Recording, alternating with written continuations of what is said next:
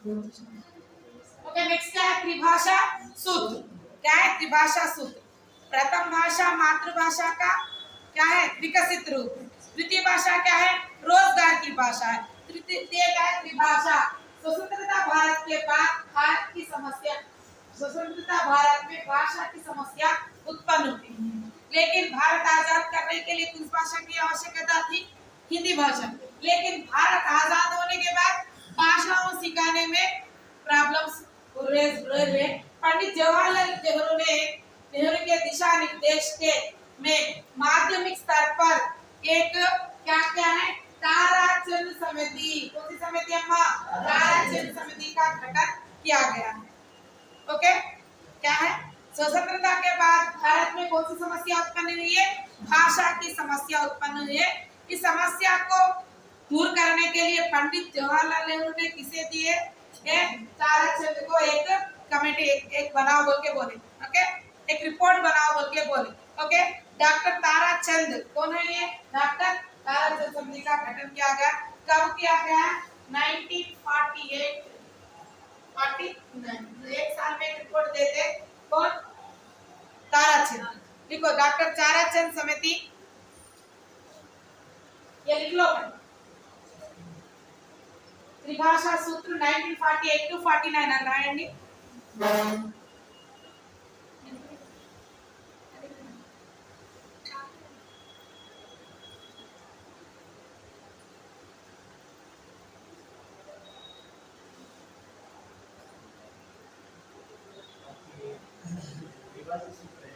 त्रिभाषा सूत्र स्टार्ट वाले से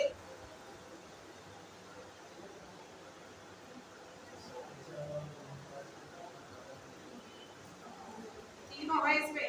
लक्ष्मण मुदालिया आयोग, केंद्रीय सरकार बोर्ड पर एग्जाम में सीएबी का हुआ गठन 1956। ये हो गया लिखे।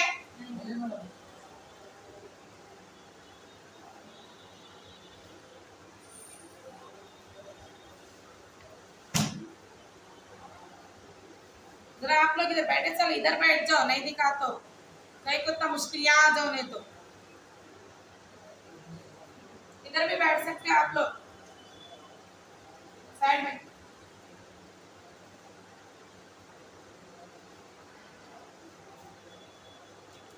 लिखिए, किसके सिफारिश पर ताराचंद गठन हुआ है? पंडित जवाहरलाल नेहरू के दिशा निर्देश में। Okay, next.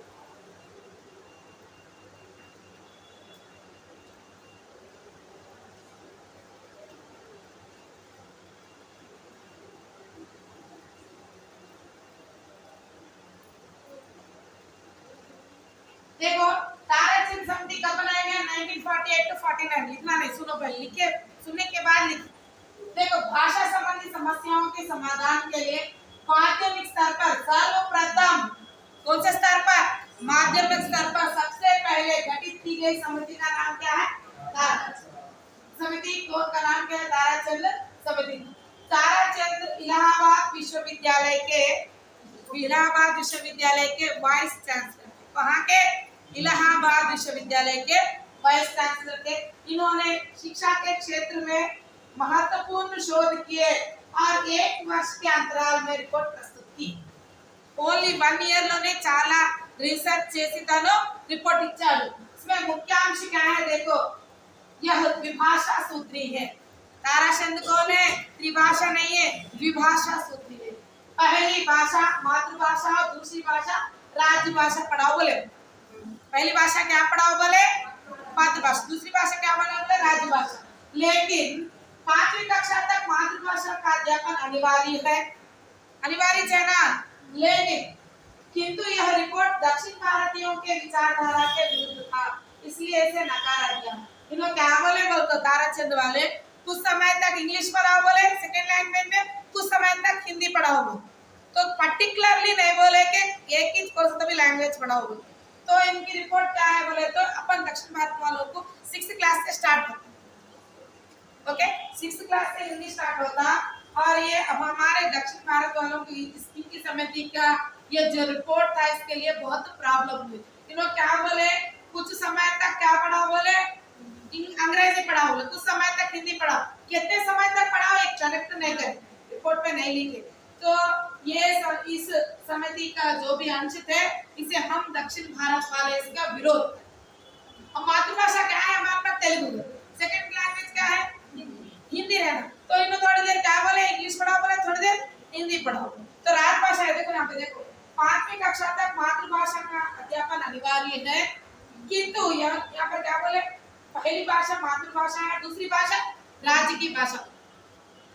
ओके, राज्य की भाषा पढ़ाओ बोलो। असल राज्य की भाषा बोले तो यहाँ पर फिर तेलुगु चाहते, या तो तेलुगु आता नहीं तो हिंदी आता, नहीं तो उर्दू भी आता, नहीं तो जो ऐसा है अंग्रेजी। इन्होंने ज्यादा किसको महत्व दिया बोले तो कुछ समय तक क्या पढ़ाओ बोले अंग्रेजी पढ़ाओ बोले, और कुछ समय तक क्या बोले हिंदी पढ़ाओ। ये कुछ कितने टाइम तक पढ़ाना नहीं बोलो। तो इसका विरोध करने वाले सबसे पहले भाषा संबंधी जो भी क्या है रिसर्च हुआ था ताराचंद का, उस पर विरोध करने वाले हम दक्षिण भारत वाले ही थे। यानी कि दक्षिण भारत में कौन कौन आते, नॉट ओनली तेलंगाना, कौन कौन से आते बोलो, केरला आता, तमिलनाडु आता, कर्नाटक आता, और क्या है आंध्र प्रदेश। तो हम लोगों ने इस रिपोर्ट को क्या क्या है विरोध किया है। देखो ताराचंद समिति 1948 to 49,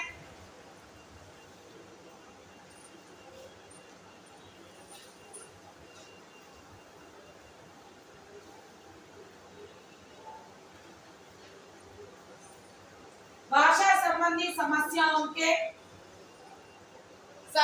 आप लोगों को भाषा संबंधी समस्याओं के समाधान के लिए सबसे पहले बनाई गई समिति क्या है ताराचंद समिति। किसके सिफारिश के आधार पर बनाई गई है, जवाहरलाल नेहरू। ताराचंद कहाँ काम करने वाले हैं, इलाहाबाद के वाइस चांसलर देखो कुलपति है। इन्होंने कितने दिनों के अंतराल में अपना रिपोर्ट तैयार किया, सिर्फ एक ही वर्ष के अंतराल में। मुख्यांश को क्या है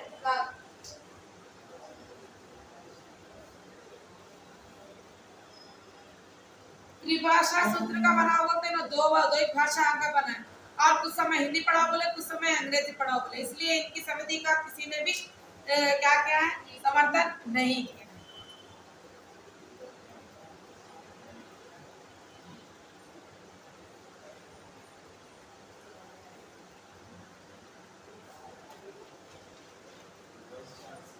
यहाँ पर संविधान बना नहीं, बना अभी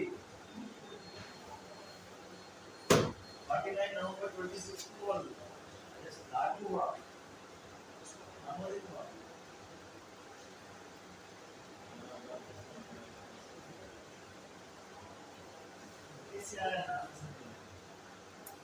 राजभाषा क्या होती है अम्मा, हिंदी होती है। राजभाषा क्या है हिंदी है, लेकिन उन्होंने क्या बोले कुछ समय तक इंग्लिश, उस समय हिंदी।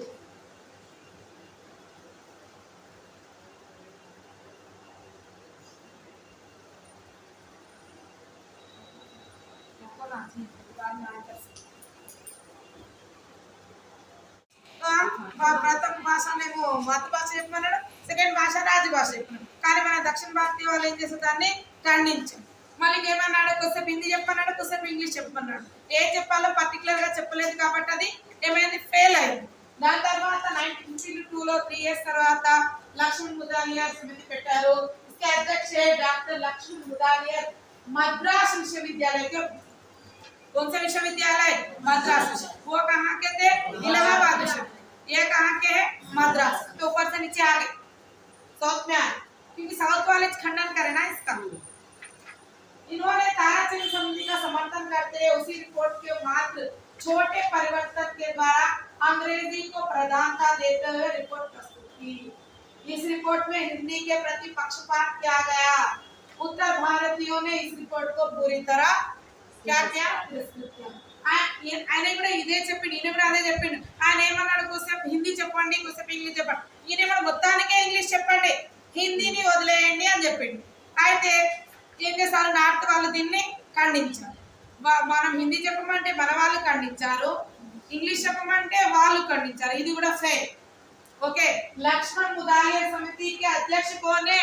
लक्ष्मण मुदालियर, डॉक्टर लक्ष्मण मुदालियर कहाँ के हैं? मद्रास के। कहाँ के? मद्रास विश्वविद्यालय के उपकुलपति। वो भी कहते हैं इलाहाबाद विश्वविद्यालय, वो भी द्विभाषा सूत्री थे, ये भी द्विभाषा सूत्री। ओके, इन्होंने इसका समर्थन करते छोटे मात्रा में परिवर्तन किया है, अंग्रेजी को ज्यादा प्रधानता दी है, इसको ज्यादा प्राधान्यता दी है, इंग्लिश को ज्यादा प्राधान्यता दी है, इसीलिए ये भी रिपोर्ट क्या फेल हुआ। इसको विरोध करने वाले कौन है? उत्तर भारत। कौन से रिपोर्ट को दक्षिण भारतीयों ने विरोध किया है? ताराचंद समिति। और उत्तर भारतीयों ने किस रिपोर्ट को विरोध किया है? लक्ष्मण मुदालियर समिति 1959। ओके, लिखो सर 52।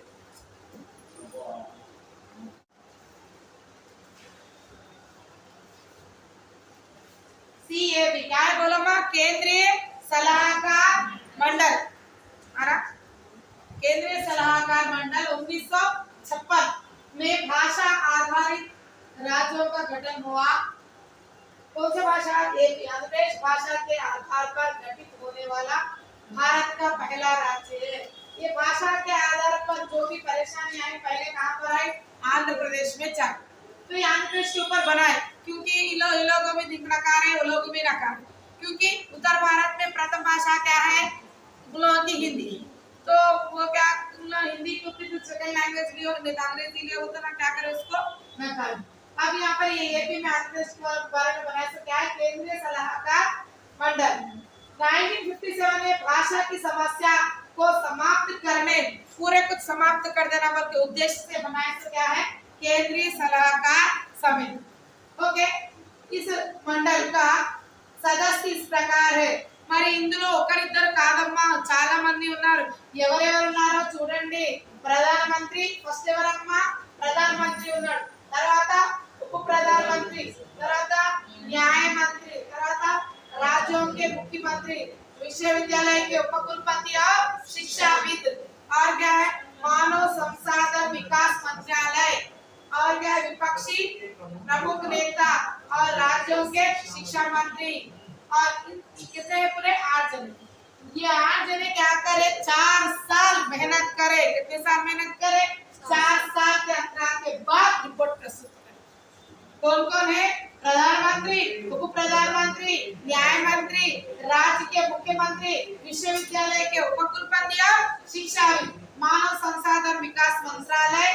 ओके, नेक्स्ट विपक्षी के प्रमुख नेता, राज्यों के शिक्षा मंत्री, यानी कि सभी को इसमें इन्वॉल्व करें।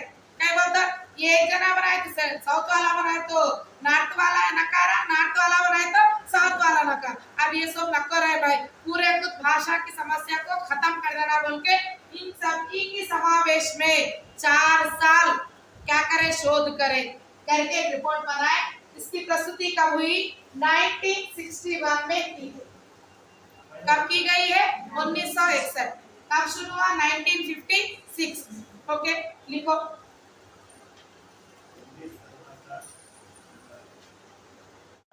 एंटर करना।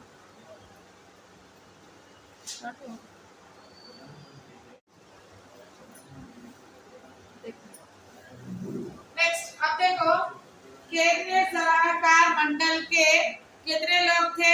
प्रधानमंत्री थे, उप प्रधानमंत्री थे, राज्य के मंत्री थे, मानव विकास संसाधन थे। इन सभी 8 लोग कितने साल तक बैठ के शोध करे? 4 साल। 1961 में रिपोर्ट दर्ज कर। फिर उस रिपोर्ट में क्या है? मुख्यांश देखो, मुख्यांश मात्रा थी, तो मुख्यांश इस प्रकार है। भारत में त्रिभाषा सूत्र लागू करना है। अब बोलो, एक्चुअली त्रिभाषा सूत्र को लागू करने के लिए रिपोर्ट प्रस्तुत करने वाले कौन है? केंद्रीय सलाहकार मंडल। ओके, अब ताराचंद समिति भी द्विभाषी थे, लक्ष्मण मुदालियर आयोग भी द्विभाषी। లేకిన్ త్రిభాష గురించి భారతదేశం మొత్తం చెప్పింది ఫస్ట్ ఎవరమ్మా కేంద్రీయ సలహాకార మండలి ఓకే సిఏబి అయితే ఈయన ఏమన్నాడు హిందీ భాష హింदी ప్రాంతం में మాతృభాష హిందీ అంగ్రేజీ ఆధునిక భాష ఇక్కడ నార్త్ మాతృభాష వాళ్ళది హిందీ ఉండాలి తర్వాత లాంగ్వేజ్ ఉండాలి తర్వాత ఏదైనా ఒక మోడర్న్ లాంగ్వేజ్ వేరేది ఉండాలి అని చెప్పారు ఎందుకంటే ఆల్రెడీ వాళ్ళకి హిందీ ఉంది కదా అర్థమవుతుందా నేను చెప్పేది ఇక్కడ మీకు హిందీ వాళ్ళకి హిందీ చెప్పాలి అంగ్రేజీ చెప్పాలి ఏదో ఒక మోడర్న్ లాంగ్వేజ్ చెప్పాలి వేరేది ఓకే ఆ హిందీ ప్రాంతం అంటే మనం తెలంగాణ ఆంధ్రప్రదేశ్ केरला तमिल हिंदी प्रांत मातृभाषा अंग्रेजी हिंदी सिखाने पर जोर दिया तो इसका फायदा कहाँ पर हुआ अपने कुछ हुआ इसको हिंदी प्रांतों को हुआ क्योंकि यहाँ पे हिंदी भी बोल रहे मातृभाषा भी बोल रहे अंग्रेजी भी बोल रहे तीन ओके इस तरह भारत में माध्यमिक स्तर पर त्रिभाषा सूत्र लागू अब बोलो माध्यमिक स्तर पर त्रिभाषा सूत्र किसकी सिफारिश पर लागू हुआ केंद्रीय सलाहकार मंडल के क्या रिपोर्ट के आधार पर पूरे भारत में त्रिभाषा सूत्र को क्या हुआ लागू हुआ ओके इस रिपोर्ट बनाने वाले कौन कौन थे सभी लोग थे 8 लोग थे राष्ट्र प्रधानमंत्री थे उप प्रधानमंत्री थे राज्य के शिक्षाविद थे और क्या थे पूरे विश्वविद्यालयों के उपकुलपति और शिक्षाविद थे राज्य के शिक्षा मंत्री थे और विपक्षी नेताएं थे मानव विकास संसाधन वाले थे और कौन थे 8 मेंबर्स थे ओके इन सभी ने 4 साल के मेहनत करके पूरे भारत में त्रिभाषा आना बोल के बोले हिंदी प्रांत में हिंदी अंग्रेजी आधुनिक भाषा मॉडर्न लैंग्वेज कुछ भी पढ़ा सकते नेक्स्ट मातृभाषा अंग्रेजी हिंदी सीखने पर जोर दिया गया इस तरह भारत में माध्यमिक स्तर पर कौन से स्तर पर अम्मा फिर ये हो रहा है जब से माध्यमिक स्तर पर त्रिभाषा सूत्र किसके द्वारा लागू हुआ सीएबी किसके द्वारा सीएबी 1956 कब रिपोर्ट प्रस्तुत की गई 1961 हो गया क्लियर चलो तो 61 को हो गया तो कब से आया स्कूल में 61 से 4 नेक्स्ट संविधान की दृष्टि से नहीं लिखे सॉरी वो हम लोगों है क्या ना सॉरी अच्छा ठीक है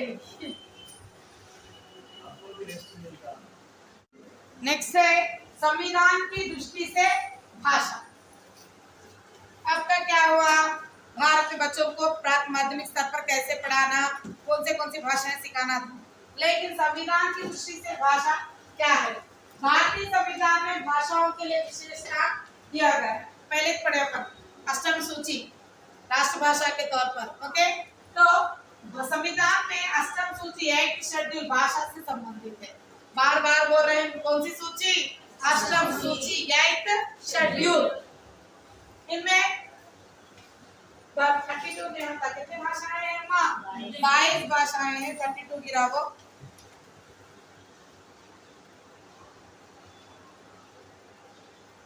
गलत 32 आया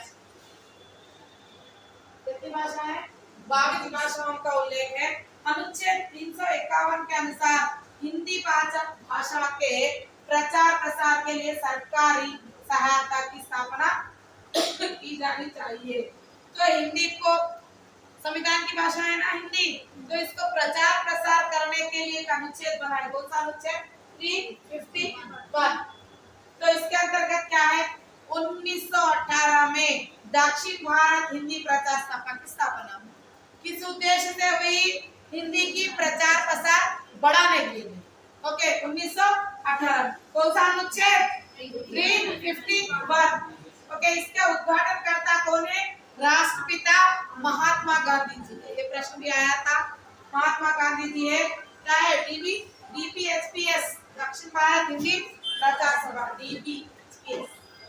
डीपीएचपीएस इसके 5 शाखाएं हैं चेन्नई हैदराबाद धारवाड़ एर्नाकुलम ये ऊटी नहीं है 4 ही थे एक्चुअली 5 लोग के बोले क्या क्या है चेन्नई हैदराबाद धारवाड़ और एर्नाकुलम कितनी शाखाएं हैं 4 ही थे 5 नहीं है 4 ऊटी नहीं तो दक्षिण भारत हिंदी प्रचार सभा आंध्र प्रदेश में स्थापना की गई थी, जिसके उद्घाटन करता थे रामधारी सिंह दिनकर। 1918 में जब दक्षिण भारत का निर्माण हुआ था, जब कौन थे? महात्मा गांधी जी थे। పాయింట్ గుర్తుపెట్టుకున్నానా? మహాత్మా గాంధీజీ 1918లో స్థాపించాడు. ఆంధ్రప్రదేశ్ లో దక్షిణ భారత హిందీ ప్రచార సభను స్థాపించిన వారు ఎవరంటే డాక్టర్ రామ్ధారి సింగ్ దినకర్. మరి దీని యొక్క ముఖ్యాలయం ఎక్కడ ఉందంటే హైదరాబాద్ లో ఉంది. మన కేసీఆర్ గారు వచ్చి ఇది చల్లనే చల్లదు అంటారు, కానీ ఇది ఎక్కడి నుంచి వచ్చిందంటే చూడండి, మన యాక్ట్ లో ఉంది, సంవిధానంలో ఉంది. అర్థమైందా? సో దీన్ని తీసేసే లేనే లేదు ఇక్కడ. ఓకే, 1918 లో महात्मा गांधी जी स्थापिंचाరు. 1935 లో ఎవరు స్థాపించారు? संविधान की दृष्टि से भाषा है, कौन सी भाषा? हिंदी भाषा. इसलिए दक्षिण भारत हिंदी प्रचार सभा की स्थापना 1918 में हुई. इसके 4 शाखाएं हैं, चेन्नई, हैदराबाद, धारवाड़, एर्नाकुलम. आंध्र प्रदेश में कब स्थापना हुआ? 1935 में. इसके उद्घाटन करता कौन है? डॉक्टर रामधारी सिंह दिनकर. ओके, खास कर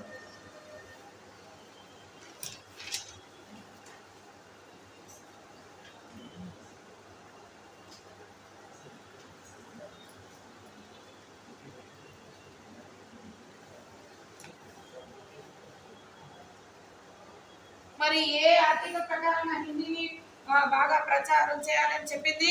351.